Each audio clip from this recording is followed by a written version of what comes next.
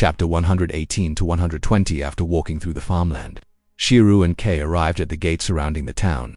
Today the atmosphere was different from the past, as everyone impatiently made their way to the mountain outside the town. The children rushed out noisily while the adults hurried towards the mountain with their eyes shining with anticipation. Shirou and Kei quickly followed suit. Along the way, some familiar people greeted Shirou. "Oh, isn't this Guinevere? Are you here too? That's great. You're also a squire under Sir Ector. Maybe you'll have a chance to pull out the sword from the stone and become a king." Shirou smiled and responded to them, but he didn't take their remarks seriously. He knew the sword and the stone had already been predetermined and enchanted, so no one except Artoria could pull it out. As they strolled along, he and Kei were greeted by numerous people. Kei's spirit sank, and he couldn't help but ask, "You've only been here for a year, and for nearly 9 months, you didn't even speak. So why is it that everyone greets you?" Shirou chuckled and pointed his finger towards Kei's mouth. "Maybe because I don't have a foul mouth like you." Kei was taken aback for a moment before pouting in annoyance. For some reason he felt like snapping back at everyone except for Shirou and Artoria. The two followed the crowd and made their way along the road towards the mountain, a wonder just outside of town. From afar, it resembled a square-shaped marble stone, not quite large enough to be considered a mountain. Yet the locals called it Stone Mountain, as it was rumored to have an actual mountain buried beneath the stone surface. At some point, the two caught sight of a golden sword erected on Stone Mountain, its blade drawn from its sheath and glimmering brightly under the sun. As the crowd continued to grow, an elderly man in priestly garb emerged from the crowd. "Look, it's the Archbishop," someone exclaimed, with others quickly echoing the sentiment. "Today, the successor to the king will finally be chosen from among the knights." The crowd stirred with anticipation, despite the northern kings forming a united front to keep Vortigern and the Saxons at bay. The crisis of survival had been pressing on the people of Britain, and fear pervaded their hearts. This fear grew even greater after the passing of King Uther. Thankfully, Merlin had prophesied that someone would inherit King Uther's will, defeat Vortigern, and bring stability to the people. This prophecy brought a measure of peace to the hearts of the people as they waited for the appearance of the new king. The knights, too, felt relieved by the prophecy, but also restless, wondering if they would be chosen as the new king. And now, the day of selection has finally arrived. The Archbishop gazed out at the restless knights from atop Stone Mountain and made a resounding proclamation. "Today marks the appearance of the successor to King Uther. This individual is the rightful heir to the throne of Camelot, embodying the very essence of the Red Dragon. It is he who will rally the knights, defeat the White Dragon, and unite all of Britain. And lo, he shall arrive here today. So, I call upon you, knights of Camelot, draw forth the sword. For this holy blade calls out for victory and serves as the one true testament of a king, surpassing even that of royal blood. Whosoever can draw forth this sword shall be deemed the one destined to rule Britain. Draw the sword, draw the sword, draw the sword." The crowd shouted. The knights cheered in excitement, their eyes locked on the sword embedded in the stone. The sword was the key to the throne, and whoever drew it would become king. On the appointed day, the ceremony to draw the sword began. The Archbishop raised his hand to silence the crowd, and all eyes were fixed on him. "Let us pray," the Archbishop announced. "After the Mass, we shall commence with the drawing of the sword." The Mass began, and everyone in attendance took part, except for Shirou, who smiled quietly and remained silent. He didn't want to disturb anyone, nor did he feel the need to pray. Despite his unorthodox behavior, nobody paid attention to him. All eyes were on the sword in the stone. Once the Mass was over, the knights were eager to try their luck at drawing the sword. When the Archbishop announced the start of the ceremony, the knights rushed forward one by one, each hoping to be the one to draw the sword from the stone. The selection of the king had gathered a crowd of people, who were completely captivated by the drama unfolding before them. One by one, the knights stepped forward with serious expressions on their faces. They placed their hands on the hilt of the sword and pulled with all their might, but to their great disappointment, the holy sword did not budge. Some were unwilling to give up and attempted several times, while others shouted in frustration. There must be something wrong with this. There were even knights who tried to show off their strength, as if they could lift the entire rock along with the sword. But no matter how hard they tried, none of the knights could draw the sword from the stone. Doubts and anxieties began to pervade the crowd. Were there no knights in the country worthy of kingship? Did Britain have no future? And yet, they couldn't help but wonder, was Merlin's prophecy truly accurate? As disappointment settled in among the crowd, a golden-haired knight slowly emerged from the throng. He wore a gentle smile and exuded warmth and sunshine, which immediately caught the attention of those who recognized him. "It's Gawain, he is the knight, blessed by the sun," they exclaimed with excitement. The news quickly spread throughout the crowd, who began to buzz with anticipation. "Did you hear? He came all the way from Orkney. Indeed, he is the Prince of Orkney, blessed by the sun. Surely he is the one who can draw forth the sword of kingship." The crowd's hopeful anticipation turned towards Gawain as all eyes fell upon him. Known as the Knight of the Sun and the son of the great Orkney king, he was blessed with the radiant power of the sun. Surely he was the one who could draw the sword from the stone. With bated breath, the onlookers watched as Gawain confidently stepped up to the stone. The palpable anticipation in the crowd did not go unnoticed by Morgan, who had been watching from the sidelines. As she observed the unfolding events, a faint smile began to play at the corners of her lips. Her plan to seize the throne was slowly coming to fruition. However, the smile on her face was short-lived as Gawain made 3 attempts to draw the sword with all his might, but to no avail. The sword remained stubbornly lodged within the stone, and beads of sweat began to form on Gawain's forehead as he struggled to move it. The hopeful expressions on the faces of the gathered crowd were quickly replaced by disappointment and frustration. Some even let out groans of despair. Gawain shook his head in defeat and made his way back to Morgan's side. "Did you give it your all?" she asked. "I did my best, mother." Morgan looked up at the position of the sun and asked, "When you tried to draw the sword, were you blessed by the sun?" "Mother, I was blessed by the sun's radiance, but even so, I was unable to draw forth the sword. It seemed to be rooted in the earth and impervious to human strength." "How vexing," Morgan muttered. "Could it be that Merlin used some tricks that I'm not aware of?" She scrutinized the sword in the stone for several moments but couldn't discern anything special about it. She was left completely befuddled. Even Gawain, the Knight of the Sun, had failed to extract the sword from the stone, which only served to agitate and worry the gathered masses. Sensing the growing unease of the people, the knights began to converse amongst themselves. "No one has been able to extract it. Could it be that the sword is a fake? Was Merlin's prophecy nothing more than an empty promise? Why are we so fixated on this one method of choosing a king when we have so many knights gathered here? There are numerous ways to determine who should be the next king." "You make a good point. ... With a resolution in mind, the knights set out to determine a new method for selecting the rightful king. Given the abundance of knights present, there were numerous effective ways to choose a ruler. They resolved to identify the most exceptional knight by testing their strength, crowning the one who emerged victorious as the king of knights, and thereby the ruler of the land. The knights had ceased to concern themselves with the sword embedded in the stone, turning their attention instead to the task of selecting the most suitable candidate for the throne. Their first method was a horseback battle, the spear charge being the natural way to evaluate the abilities of the truly honorable knights.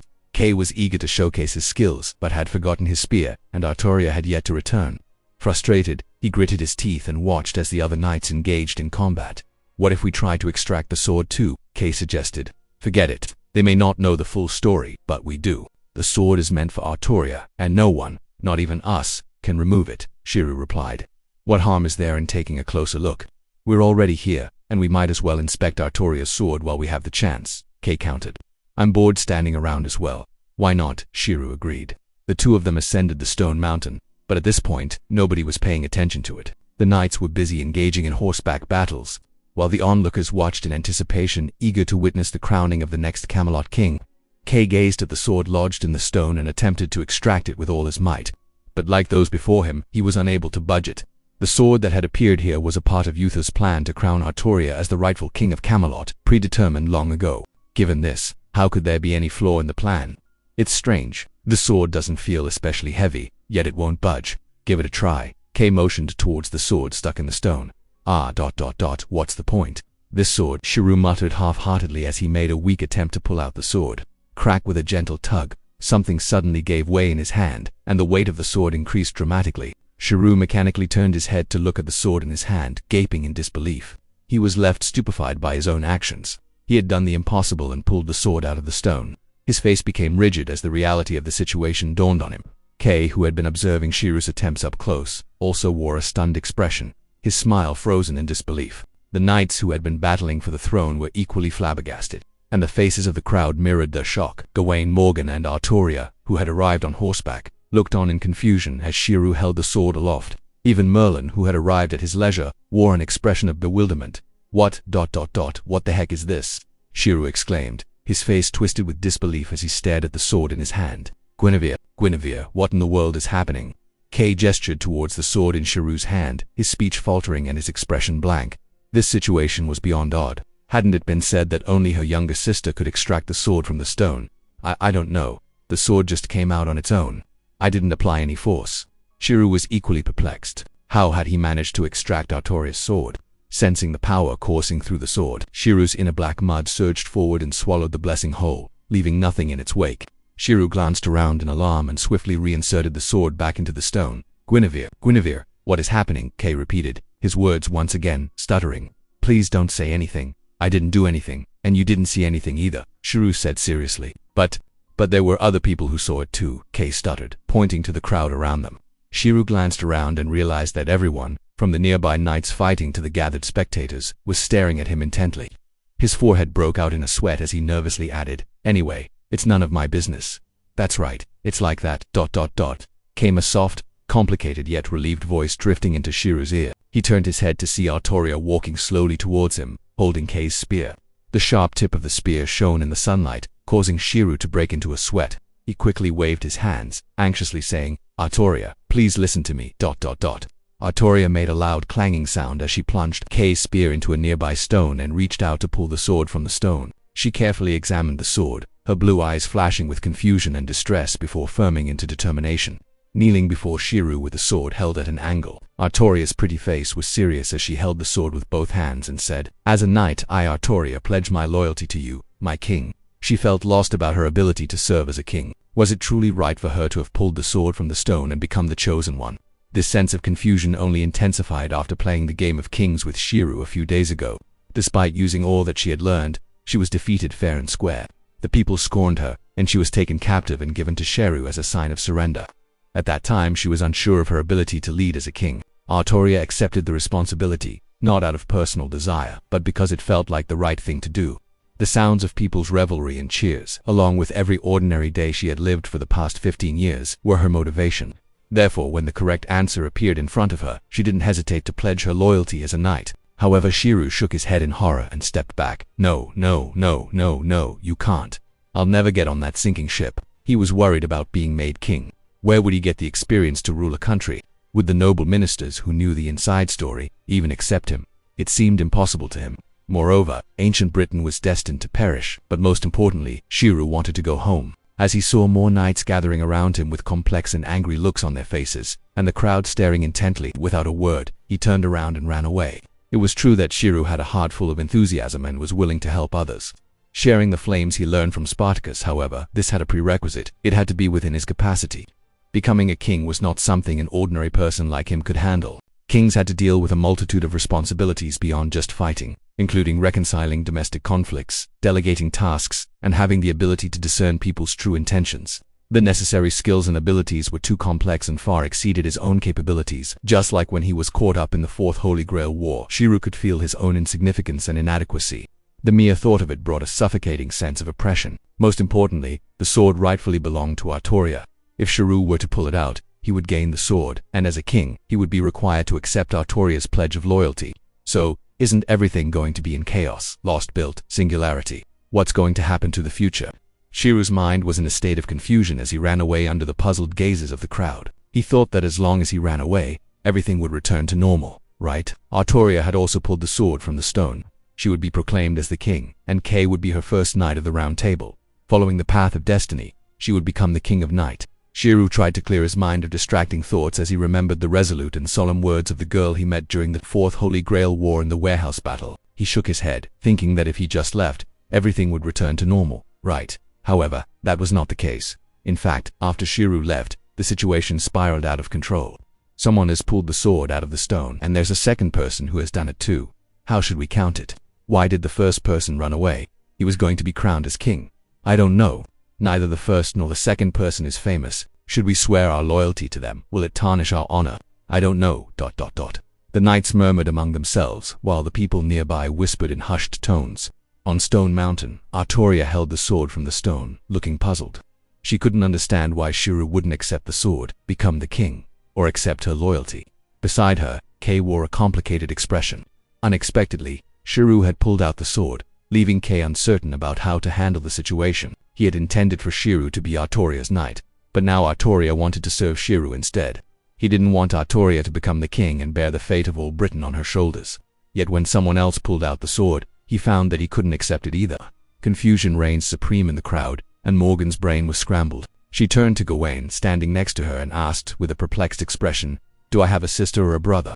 Gawain looked equally bewildered. "I don't know." Morgan narrowed her eyes, trying to piece together what was happening. According to Uther's ideal king plan, only his descendants could pull the sword from the stone. As she looked at Artoria, who held the sword, Morgan felt even more confused. Wait a minute. Could it be that Merlin, That narcissistic guy knew I was coming and is now trying to fool me. The Archbishop, who was presiding over the selection ceremony, couldn't help but approach Merlin and ask, "Is this also part of your plan, Merlin?" Merlin looked at the Archbishop with a vacant expression, but then quickly changed to a mysterious smile, hiding his bewilderment. "Guess he teased." The Archbishop was not amused. "Stop fooling around and tell me the answer straight away," he demanded, showing some irritation. Merlin feigned helplessness, sighing and shaking his head. Oh dear, is this what happens when you get old and your temper becomes so short?" The Archbishop's eye twitched, and his forehead creased. "Enough with the games. Okay, I won't tease you anymore," Merlin replied, raising his hands in surrender. "It's my illusion." The Archbishop was surprised. "Illusion?" Merlin nodded with a smile. "That's right. The first one was Arthur. I used it to conceal his true gender." The Archbishop looked at Artoria with suspicion. "What about her? She looks eerily similar to Princess Morgan. That's also part of the illusion. Why did you create this illusion?" Merlin hesitated before answering. "Well, let's single quotes just say it was for the greater good. Regardless, you need to act quickly and calm everyone's fears. I have no intention of harming you," Merlin added, hoping to alleviate any concerns the Archbishop may have had. "Fine," the Archbishop said as he walked away, muttering about how Merlin's illusions had become so good that he couldn't see through them anymore. Merlin watched as the Archbishop left, a gleam of excitement in his eyes. There are always hidden surprises beyond what meets the eye. That white dragon is quite impressive. And now, things are starting to get really interesting. He laughed with glee and disappeared like a phantom. Shirou's mind was a jumbled mess, and he felt a sense of emptiness inside him.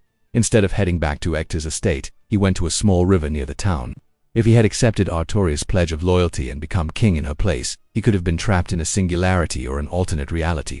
Thankfully, he had managed to avoid that fate and escape. Shirou knew exactly what he wanted. He couldn't stay in this era for long. He was just a passerby. More importantly, he lacked experience in governing a country. He could count on one hand the number of times he had been a leader in the past. In fact, the closest he had come to being a leader was when he acted as a substitute physical education representative in elementary school. That was only because the physical education teacher was ill every day. The only other instance in which Shirou had acted as a leader was when he led the criminals in the All the World's Evil and united the City of Sin. However, beyond that, he had no experience in leadership. He had always been led by others. Therefore, even if he were to set aside his strong desire to return to his own time and accept Artoria's pledge and become king, it would be a disastrous outcome for everyone involved. What did he know about the art of kingship? At most, he could have made a few laws, given some empty speeches, and perhaps manage a plot of farmland. The reality was that he just wasn't suited for the role. "Oh, bewildered youth," Merlin's affectedly gentle voice echoed through the air, causing Shirou to turn his head in annoyance.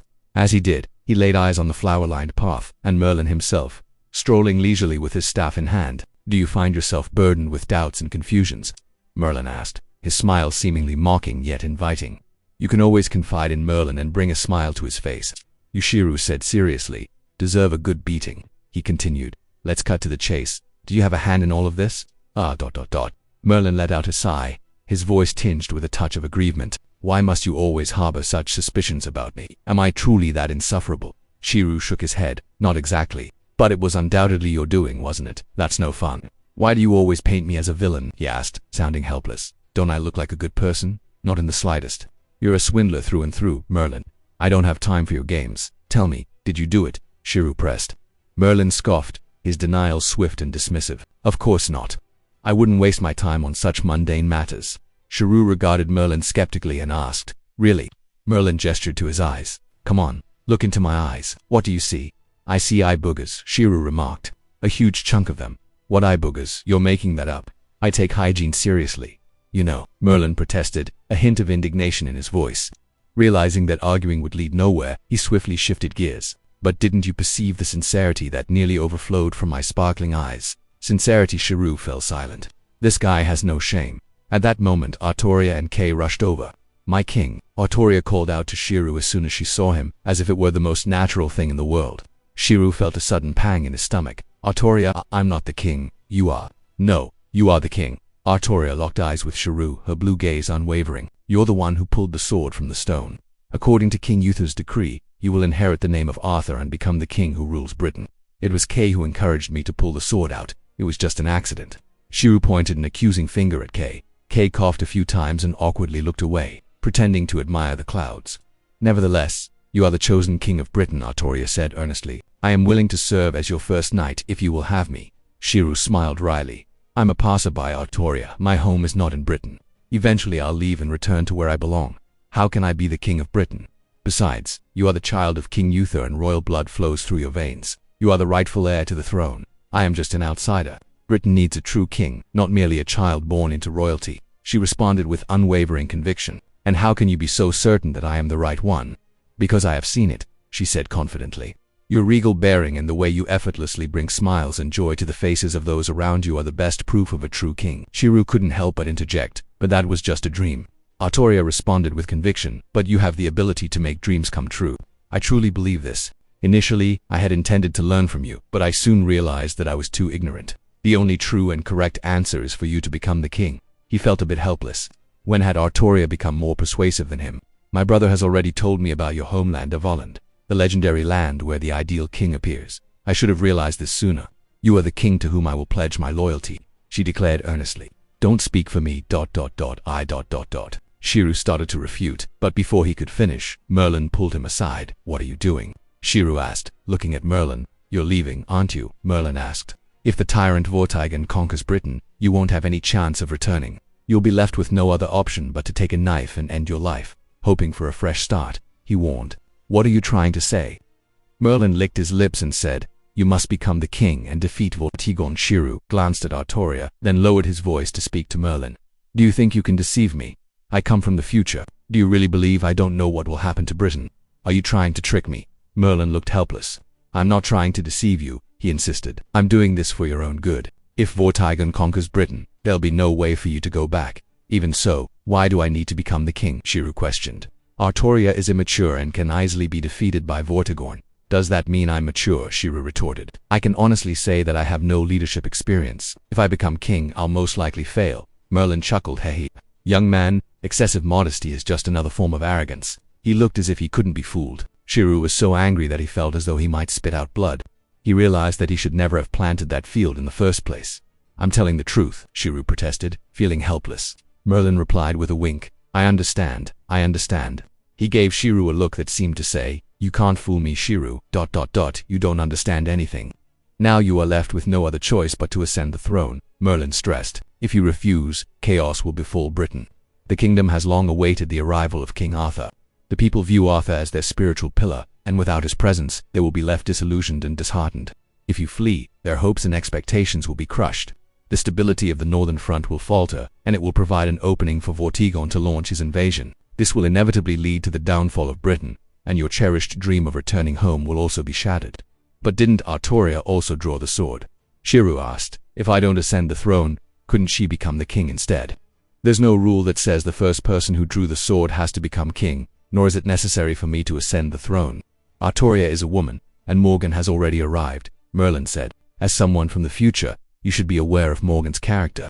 If she finds out that Arthur is a woman, chaos will engulf Britain in an instant. I'm not saying that you have to keep the throne forever, but you must take it up for now. Huh, what do you mean? Merlin explained. You can temporarily take the throne, and when the time comes for you to return home, or when Artoria becomes more capable, you can automatically abdicate and return the throne to her. You can do that? He asked, surprised. Of course, Merlin replied. There are many ways to do it. And let me tell you, if you want to return home, you must defeat Vortigern and unify Britain. There is no other way. Is that true? Shirou inquired, still unsure.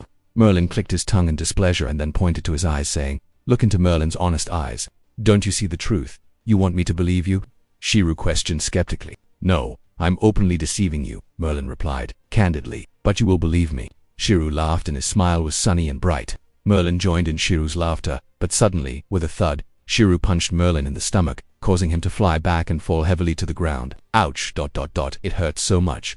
Merlin groaned, clutching his stomach as his face turned pale. Shirou wiped his fist and spoke angrily. Did you really think I wouldn't hit you? Merlin continued to clutch his stomach and pointed angrily at Shirou, saying, You single quotes re so sneaky. You actually lowered my guard with your smile. Shirou smiled brightly and sweetly, relishing in Merlin's defeated tone. Thank you for the compliment. I am indeed sneaky and cunning. As everyone says, Artoria watched the scene somewhat bewildered, while Kay suppressed a chuckle. Yes, that's right, hit him. It's boring to hit the stomach. Hit his face, he shouted silently in his mind. Once Merlin had recovered, he reluctantly explained the temporary king plan to Artoria and the others. Kay felt conflicted. On one hand, he was happy for Artoria, but at the same time, he couldn't help feeling that it was unfair for her to have trained for 15 years, only to end up as someone else's bride. He was afraid that he might say something offensive, so he kept silent, lost in his thoughts. But Artoria was brimming with excitement. I don't understand. If someone was able to remove the sword from the stone, that person must be the rightful king. How can they just be a proxy? That's the way it is, Artoria. Shirou replied calmly. I am destined to leave Britain, and this is the best solution. But don't have high expectations of me. I know I don't have what it takes to be a king. That's not true. I have complete faith in you, my king, she insisted with conviction. Kay raised his hand and interjected. May I ask a question? How should Artoria behave before Guinevere departs? Merlin answered. For the time being, Artoria can serve as his knight and learn what it takes to be a king. As Kay pondered Merlin's words, he remembered the dream where he and Shirou worked together seamlessly, feeling a sense of mutual understanding. He nodded in agreement. Kay believed that a king should embody the qualities he saw in Shirou. He felt that Artoria had much to learn, and this was an opportunity for her to gain the necessary knowledge and experience. Shirou couldn't help but speak out. Hey, what kind of image have you guys imagined me as? I'm not cut out to be a king. Please don't expect too much from me. Even though he didn't know what kind of impression they had of him, he sensed from their expressions that their expectations were too lofty. Artoria, apprentice knight, she declared, I pledge my unwavering loyalty to you. My sword is forever at your service. With one hand on her chest, she knelt before Shirou, her beautiful face radiating with determination. If you wish to become a knight, then so be it. But before that, Shirou extended his hand and delicately released the fastenings of Artoria's hair, the golden strands cascading down her back like a waterfall of light. With a soft smile, he spoke to her with genuine sincerity. Artoria, you have reclaimed your true form as a woman, and it is only fitting that I refer to you as such. As he spoke, a gentle breeze swept by, lifting Artoria's hair and causing it to dance in the wind like strands of pure gold. A look of astonishment crossed her delicate and beautiful face, and she stared at Shirou in wonder, her eyes shining with a light that seemed to come from deep within her soul.